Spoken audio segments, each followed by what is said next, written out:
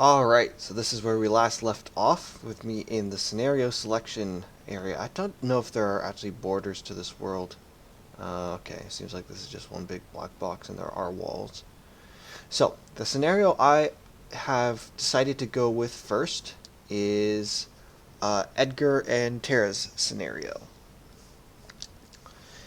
Uh, this is primarily because Sabin's scenario is much longer and more complex than either Tara and Edgar's and Locke's, and because of that length, it just makes sense to go and pair Edgar and Locke's scenarios together in a single episode, and have Sabin's take up its own episode, if that makes sense, right? Because Locke and Tara Edgar can fill out an episode together. Sabin will fill out an episode, so it makes sense to kind of like work them like that. Additionally, and I'll get into a little bit more detail in the next episode, but there is a aspect to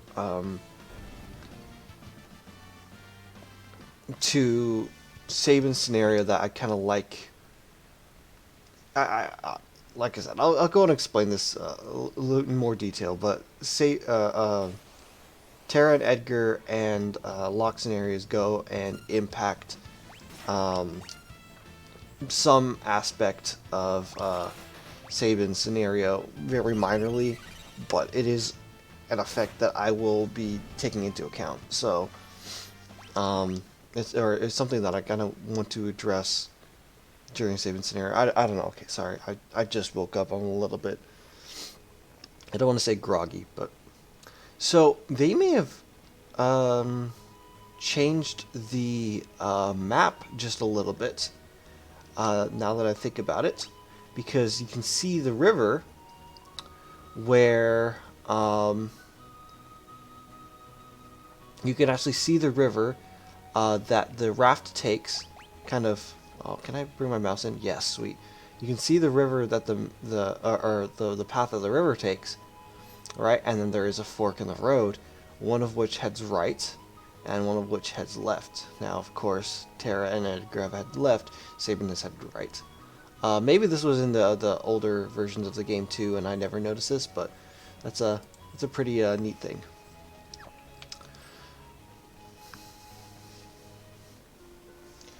Alright, so we are back in Narsh. And if we try to go straight through.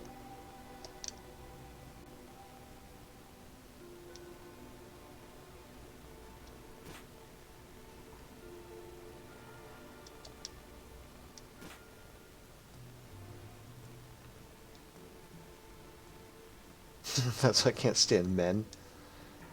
It's all my fault. So, we cannot enter with Tara in our party. However, if you recall from the beginning, this is where Locke and Tara first came out.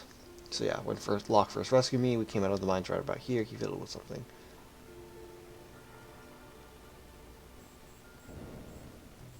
Boom! And we're back into the mines. Now, there are a couple chests in here that have since upgraded since our last encounter. So, I kind of want to read off what's in them. I think the big thing that you can pick up now is a sword called Rune Edge that is good for a character coming up later, as opposed to a bunch of healables. Or instead of a couple healables, because if I remember correctly, there are 3 chests. I am going to go and ignore all the chests still, because they will upgrade a 3rd time. Yep, we can see we didn't really see this part of the path. Locke kind of just carried uh, Terra around, right? So anyway, like I said, I'm gonna leave the. I'm not gonna open up any chests in this run still because they do upgrade one more time, and one of them becomes an exceptionally valuable one. I'm not exactly sure which one it is, but I do not believe I need.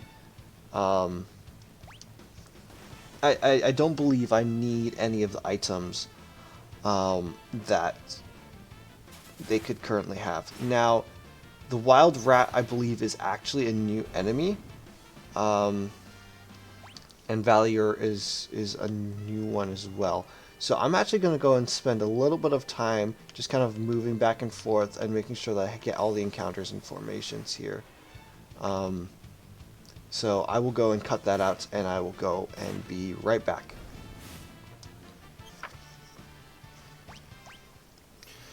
Alright, so I think we've encountered everything here. Just a couple more enemy formations. There's only the Valiers and Wild Rats. In the original, they're called First Classes in Wild Rats. So I think this room is cleared out in terms of enemies. Couldn't find the others. So, this room is kind of funky.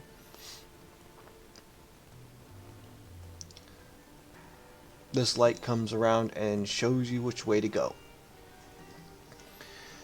Now, I've gone and memorized this path by heart simply because I've seen it so much. However, I'm going to ignore it because I actually want to get into, well, first I want to show you what happens. Oh, I missed it.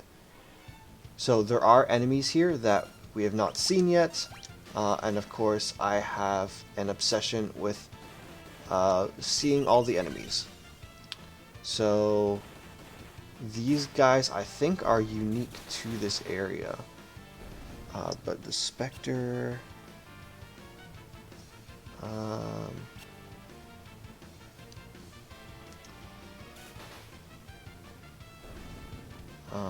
okay. So, I mean, so every time you get into a battle, even if you win, you'll get warped right back to the door. So I want to go and do a couple runs of this. Once again, I'll do this off screen because you don't need to go and see me continuously fighting people just to get certain enemy formations. Additionally, if you get the timing right and you hit the orange one, you can ignore this whole thing completely. And it's not terrible to do. It's just you're going to have to do it all the time. So you can sort of brute force your way through it. I think, like I said, I've gone and memorized this path by now. I know how to navigate it without seeing this again. But anyway, I will go and cut to when I'm back at that door over there. Simply because you do not need to see me going and fighting enemies just for a different enemy formation here.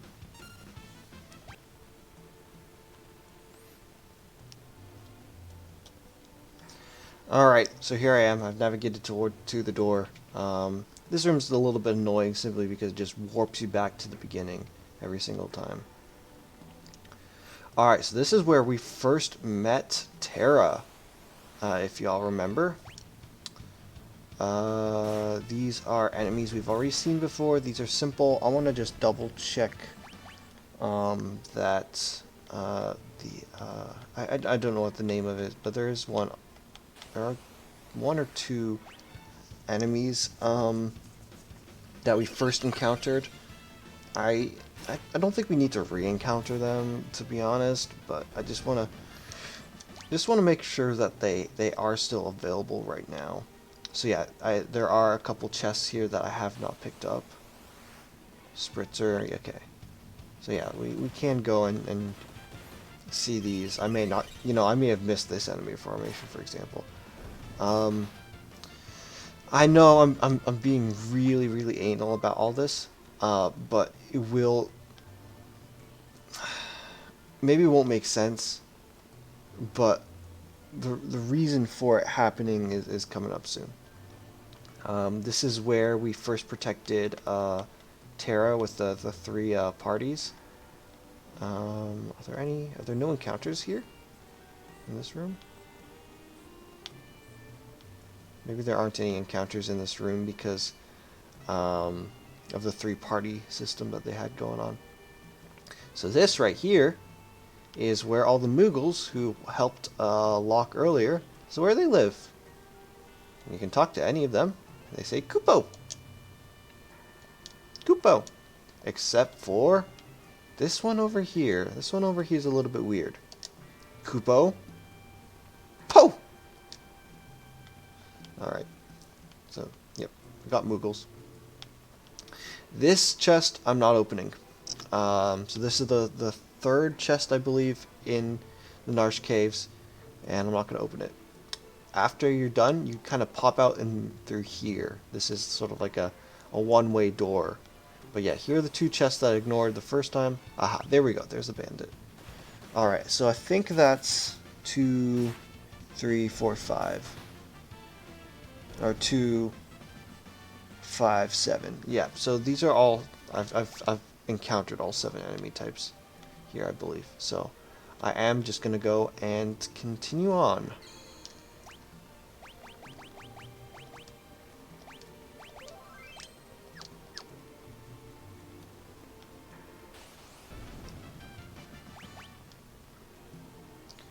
Alright, I might cut out that fight.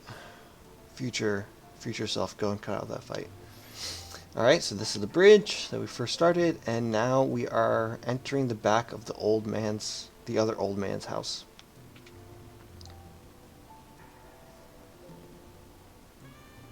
Brandon, King Edgar, Owen Air, Terra 2. Harvest, how do things stand in Narsh? Same as always, town's neutral, but they won't side with the returners yet. Maybe with you and the King of Figaro here. The townspeople have been a little on edge since Esper was discovered. Yeah, he kind of like peers at her. I believe Terra may be able to help us get answers to the questions about Esper. So yeah, the townspeople are still can be swayed. If you approach them the right way, there's a good chance they'll agree with it. Esper is either going to save us or dig us an early grave. Dun dun dun. Alright, so that's the end of Edgar, Terra, and Bannon's scenario. Honestly, pretty short. Pretty short. I spend a lot of time there just trying to jump into encounters because I am neurotic. So now we are going on to Locke's scenario. So Locke has tried to sabotage. So yeah, he goes and runs away from this guy and hides.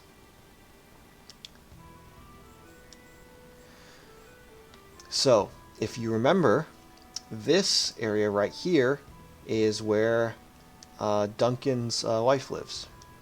So yeah, she mentions that some people have secret passages. Now, in the last episode, I went and unequipped Locke of everything. I'm going to re-equip him. It's just optimal. Relics, we have...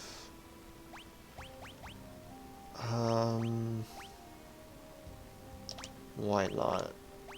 Gygus. And then the sprint shoes. Now, I might go on another steel quest. So, as you can tell, right, there are guards surrounding. If you go and talk to these people, oh, this guy just won't let you pass. But this one right here will actually attack you. Halt, what do you think you're doing? This is a heavy armor. There is no way you are going to be able to win, especially if you get a back attack. Oh my goodness. The back attacks in this game are so frequent. So, this guy actually has a rare steel.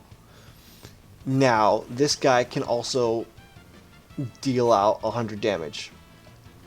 So, I'm not really sure if I really want to be doing this. But, yeah, see that 150 there? It is possible to go and continuously enter the battle, try to steal, and run away.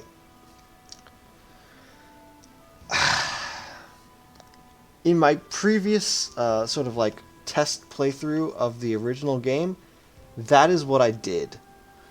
I went and stole from him 2 of these rare items, which are iron helms, I think it is. If you die, maybe I should show what happens if you die to them.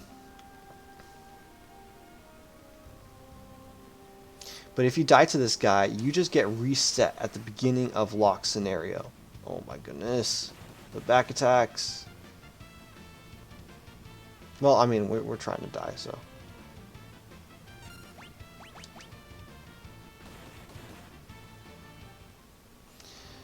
If you die as Locke, you get warped right back to the beginning of scenario, back to square one, all full health and everything. So there's no consequences to just continuously aggroing this guy and trying to steal from him. I don't know if I want to do that in this playthrough. Just based on the last time I was going through stealing, Locke's steal chance depends on his level. And I'm just not sure I want to go in and face that right now.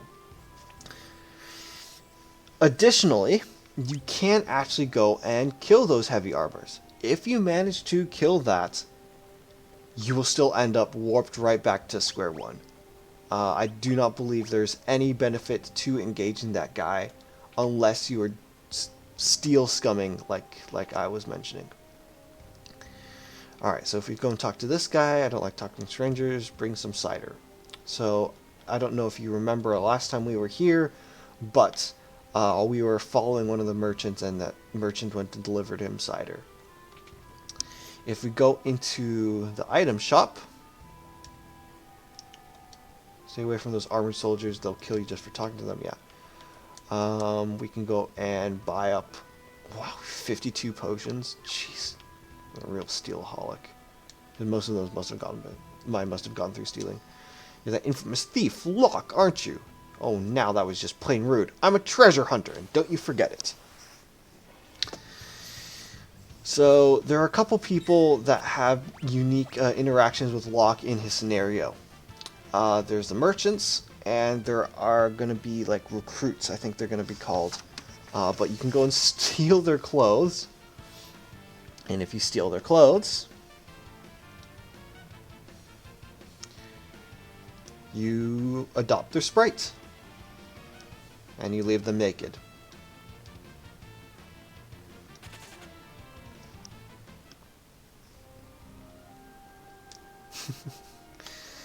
So, yeah, Locke kind of just beats people up for misunderstanding his job. I'm not buying anything. Okay, so they do react to the new clothes. Actually, I'm not sure I needed to do that. I think I just need to go downstairs. Alright, you have the kid. My grandpa used to be a servant for the richest family in town. You're a merchant, right? Okay, go ahead. Yeah, okay, so this is what you needed to go and steal the clothes for first. So you can get past this kid. Because if you're not a merchant, then he won't let you through. Or if you don't look like a merchant, then he won't let you through. Alright, so last time I was here, I didn't go and... Oh, maybe I did. You can go and buy weapons again. I'm not sure if things have changed. Doesn't look like it.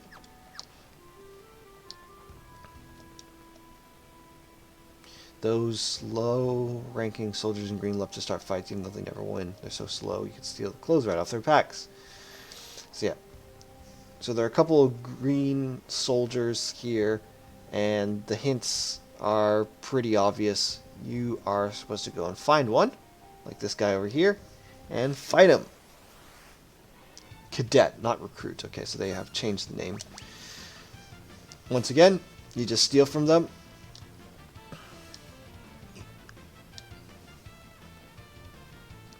These are a bit too large, but he didn't charge.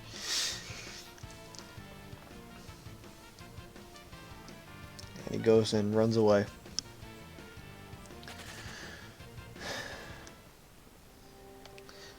So, while Locke is my favorite character, this scenario is a little bit I don't want to say silly, but it feels a little bit extraneous until we reach a certain point. So the whole reason why we are going and picking up this cadet is to go and talk to this guy, this cadet suit, is to go talk to this guy because he will let you through. Now, you cannot leave the town even it dressed as a cadet. I'm pretty sure if I... These guys might actually fight me. Okay, no, never mind. So, the place we are trying to go is we are trying to go to the merchant place that had all the cider. Now, I believe that was that here somewhere?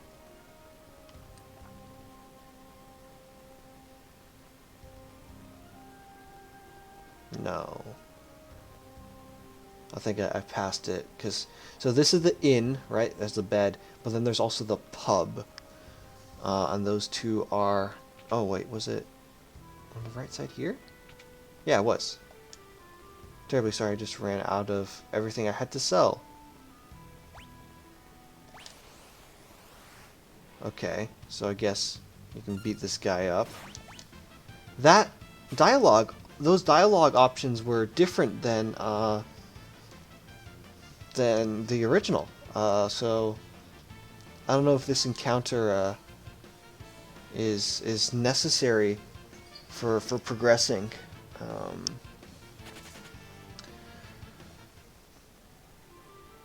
I also have to go and open my big mouth. Yeah, is this not where the cider's supposed to be?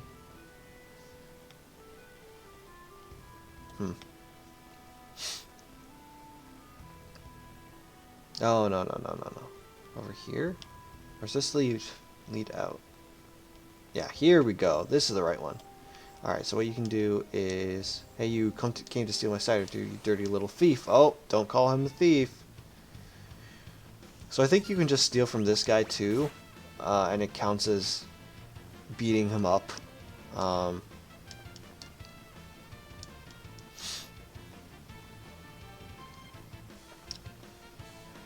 These are a little tight, but the price is right. That's the... So yeah, he has two funny little sayings after stealing the clothes.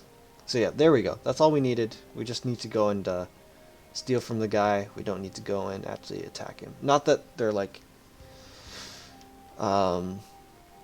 super difficult to beat up anyway.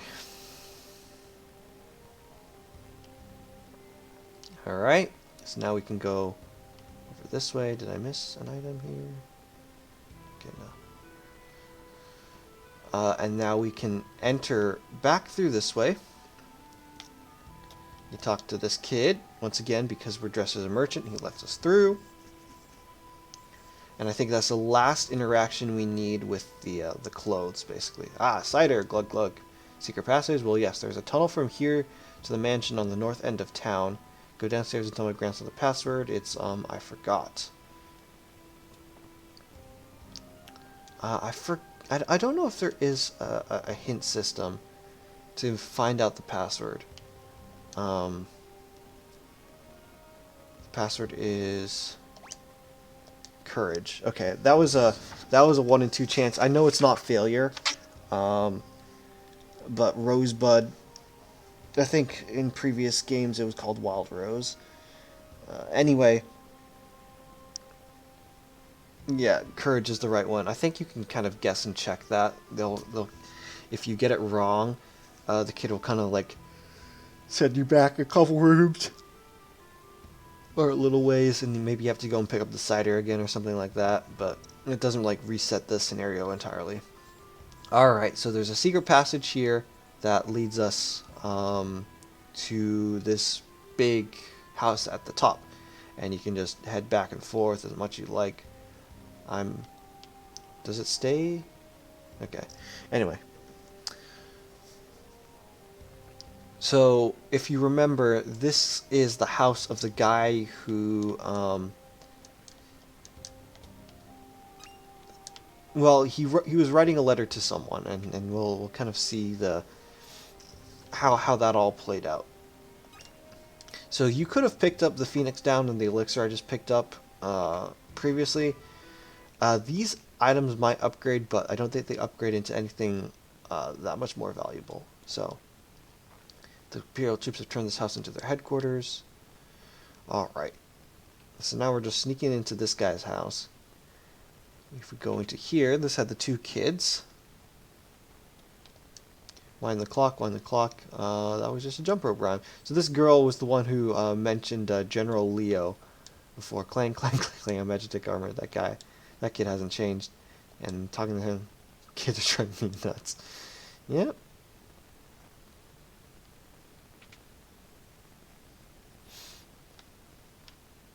If you talk to this guy, oh, what have I done? I betrayed my town to the Empire. All I could think of was the money. So he wrote a letter telling them how to attack the town. And you could have missed sort of that backstory earlier. One of the things I like about this game compared to sort of previous or other sort of RPGs sort of from this era is the fact that you have these missable sequences with Duncan's wife, with the mansion's owner. You know, it can flesh things out and give characters just extra. You see more to the characters. And get a better explanation of the world. And I like it when a game sort of rewards you for exploring by giving you these little nuggets, you know?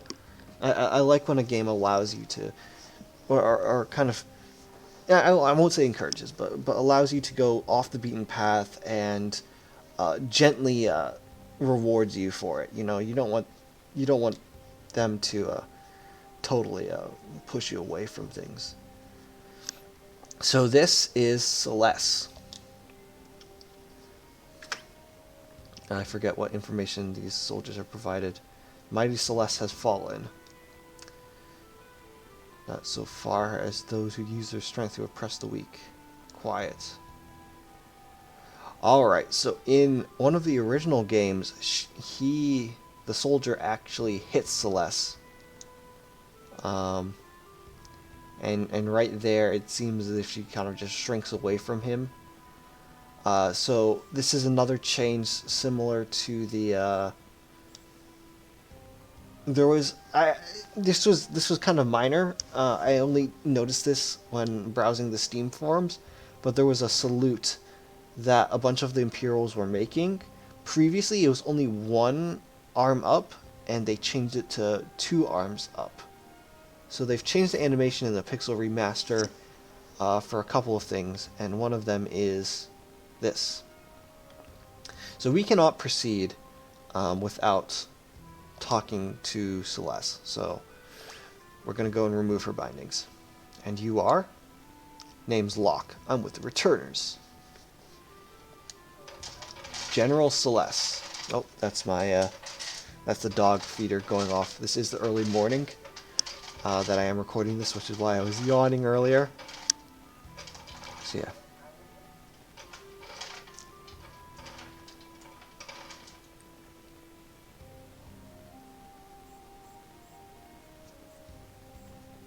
So she's given up on life. Look at that. I'm better off waiting here for the executioner. And once again, Locke's like, I'll protect you. What? Trust me, you'll be fine. And he winks at her. Let's go. Wait. Soldier might have something on him that could help us get out of here. So, this is the second time that Locke has gone out of his way to protect the lady. An Imperial lady, no doubt, even though the Imperials, as explained previously, went and killed someone he loved. Yeah, you can say stealing is wrong, and that just exits you out. You need to go and steal this. So, whatever your qualms are about thievery, I'm sorry, you're going to have to break them if you're going to proceed in this game. More soup and more bread, too?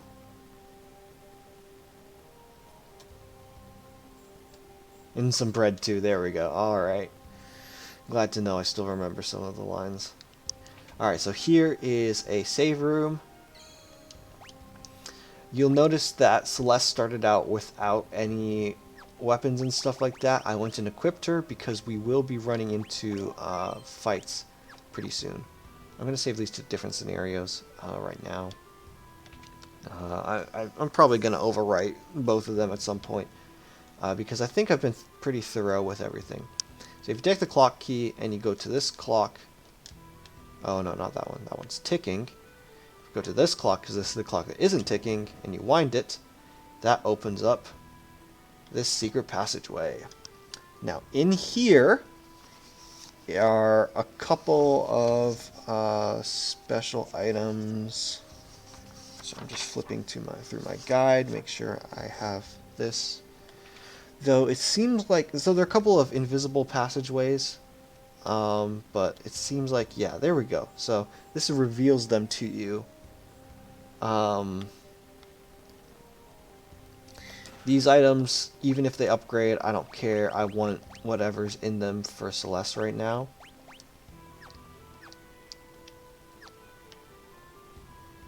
And I think this part's annoying because, oh my goodness.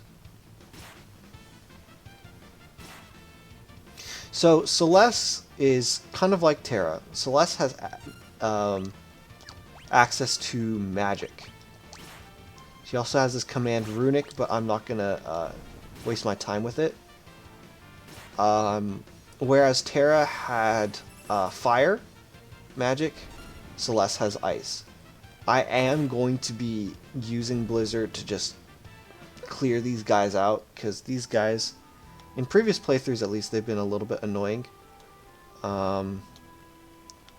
They've taken a couple more hits than I'd like to, have to dish out. So down here are a couple exceptionally useful items. Right here, I think. No? Where is it? There's one that's kind of hidden off to the side. Maybe it's not this room. So we have this. Here we go. So this treasure chest is hidden, but this contains ribbon. Ribbon is an item that will be useful through the end game. It's kind of standard now, I think, in Final Fantasies, but it is a relic which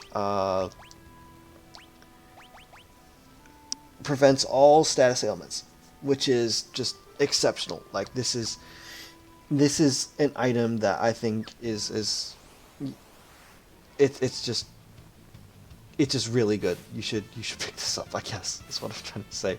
Just kind of stammered through that. So I think the hounds are one shot. Oh no, they aren't.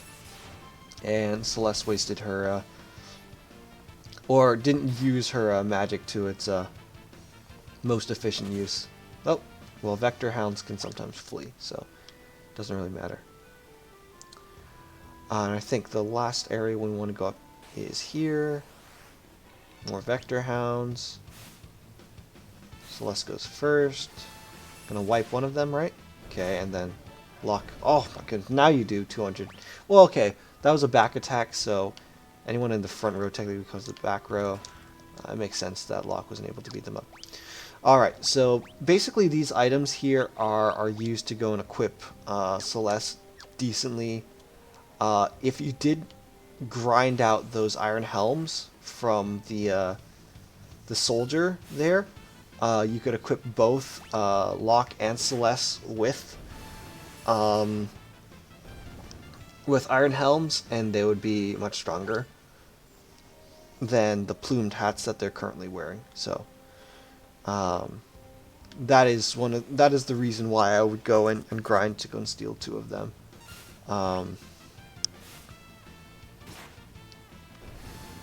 Alright. So yeah, Celeste's MP is, she has enough that I'm not exceptionally worried about running out. We will be out of here pretty soon. Earring is a magic boosting item. Just it is great. Effect increases when worn in pair. It's also pretty good mid-game. Eventually it will get outclassed, but earrings, very valuable. Especially on a magic user like Celeste.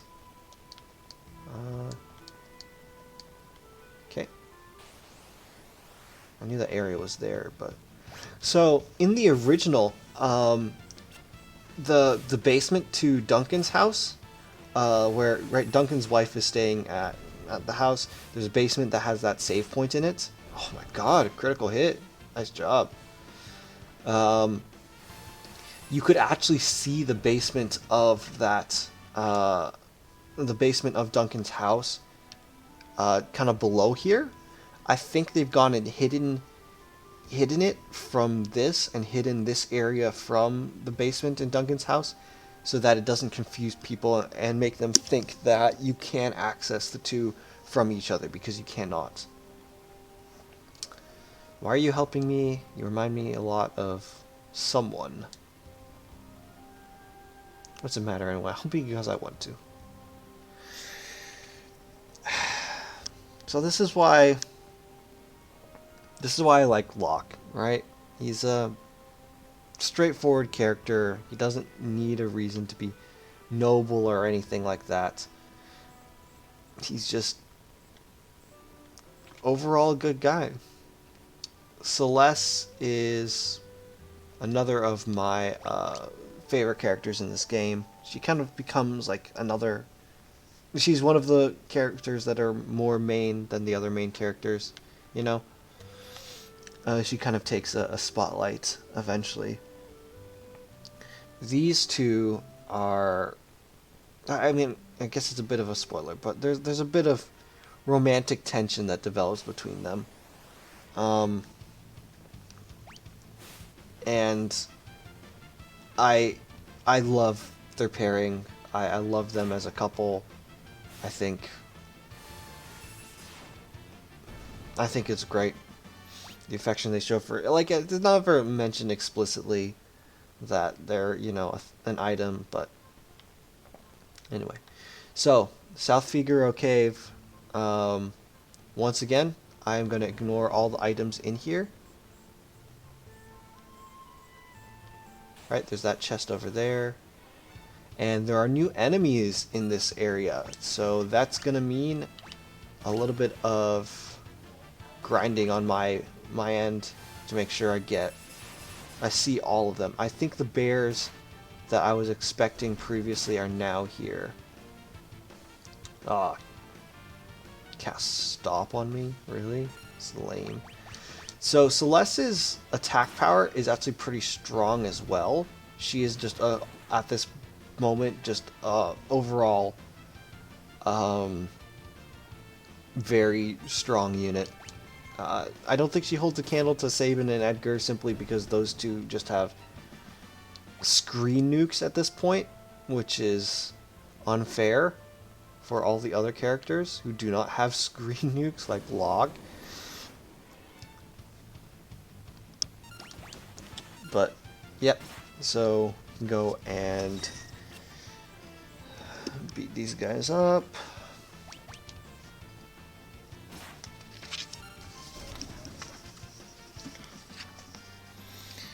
So we've gone and seen all the enemies there.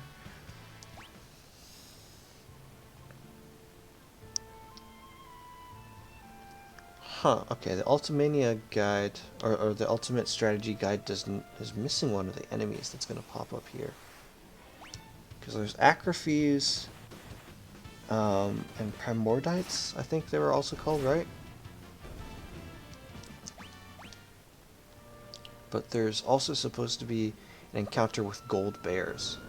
What's that noise? So yeah, the recovery spring still works, so you can kind of just grind to your heart's content here. I want to get, there we go, gold bear. I want to just make sure that I encountered every single enemy at least once to go and fill out the bestiary, and then I am going to grind a little bit off screen for a couple different enemy formations. I will explain why I'm doing this real soon, but it is going to come together. It's all going to come together soon.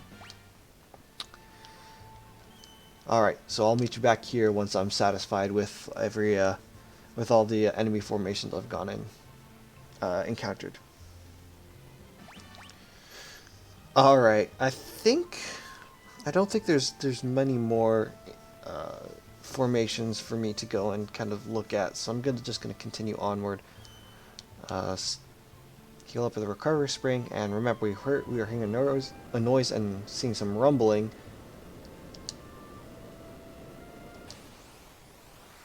And that was caused by this. Tunnel armor! If that thing hits us with its magic, it'll be scrubbing two big scorch marks off the wall. What are you supposed to do? Don't worry, I'll draw its magic with my runic blade. So this is Celeste's special ability, runic. Oh, I stole it first try. Wow, that's lucky. Air Knife is basically what Locke has equipped right now, so it's just about the best thing you can get. So what Runic does is it puts up a... Oh my goodness, really? Basically, it will just absorb the next magic spell that's used. I'm kind of letting... I'm not having Celeste attack because I was hoping that it could demonstrate it. I'm going to actually use a potion on Celeste. Make sure she's good. There we go. See, so she absorbed it and she gains MP, I believe. It's a one-time thing, so you have to cast Runic for every single spell that you're absorbing. And there are a couple, like, sort of penetrating magic spells way later on, like Meteor and Meltdown might be it.